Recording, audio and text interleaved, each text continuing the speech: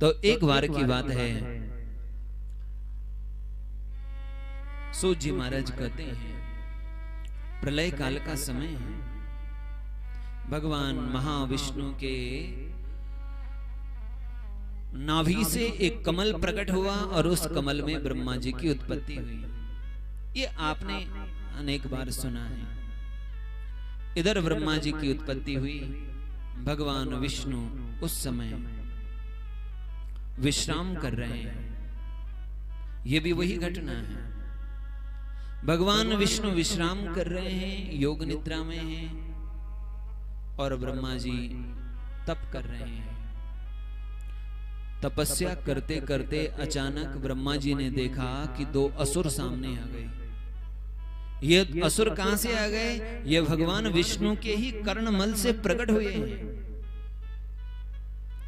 इनको देख करके ये मधु कैटव जब भगवान विष्णु के मल से प्रकट हुए तो दोनों भाई एक दूसरे से चर्चा कर रहे हैं क्या करें। तो उन्होंने विचार किया, हम लोग एक बीज, भगवती का एक बीज उनको कान में सुनाई पड़ा, उसी का जप करने लगे। और वही तप करते करते एक दिन जब 1 सहस्र वर्ष बीत गए तब मां भगवती ने मधु और कैटव को दर्शन दिए। मधु कैटव से कहा आप लोग वरदान मांगो। मधु कैटव ने भी मां भगवती से कहा हमारी मृत्यु हमारे इच्छा के अनुरूप ही हो। इच्छा मृत्यु का वरदान मांगा, यानी जब हम चाहें तभी हमारी मृत्यु हो, जब तक हम ना चाहें तब तक हमारी मृत्यु ना हो। इस प्रकार का वरदान उन्होंने मां भगवती से पाया और मां भगवती ने वरदान दे दिया। दोनों भाइयों को वरदान मिल गया, शक्ति मिली। अब दोनों विचार कर रहे हैं शक्ति तो मिल गई लेकिन लड़ने वाला तो कोई है नहीं। किसी के पास पैसा है लेकिन खर्च करने के लिए कुछ है ही नहीं साधन। शक्ति बहुत मिल गई है लेकिन युद्ध करने वाला कोई है ही नहीं। प्रलय काल का समय था, उस समय जल मग्न पृथ्वी थी, चारों तरफ जल ही जल था, कोई दिखाई नहीं देगा। नजर पड़ी ब्रह्मा जी पर।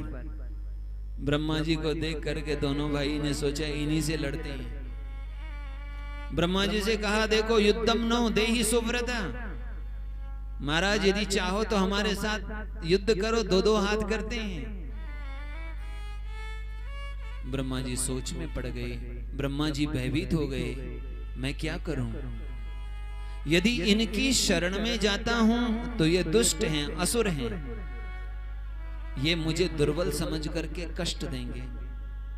और यदि मैं इनके साथ युद्ध करूं तो मुझे ये मालूम नहीं कि इनके पास शक्ति कितनी है, मैं क्या करूं? तो ब्रह्मा जी के मन में आया मेरे जो पिता हैं जिनसे मेरा जन्म हुआ है भगवान विष्णु, उनकी आराधना करूं, उनके पास जाऊं, उनसे कहूं। ब्रह्मा जी ने देखा भगवान विष्णु तो शेष की शैया पर विश्राम कर रहे हैं, क्या करें? प्रयास किया, भगवान विष्णु की प्रार्थना की, आराधना की। फिर ब्रह्मा जी के ध्यान में आया कि मेरी ये आराधना विफल है। क्यों? कोई आदमी सोया है और मैं उसको कह रहा हूं आपकी जय जयकार हो, आप मेरे ऊपर कृपा करो। भाई वो कुछ सुन ही नहीं रहे, तो आप जो भी कुछ कह रहे हो तो आपको कहना तो बिल्कुल निरर्थक है।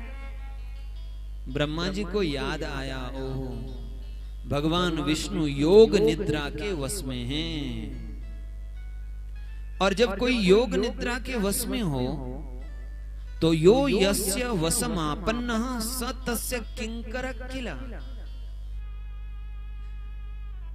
इसीलिए भगवान विष्णु योग निद्रा के वश में हैं।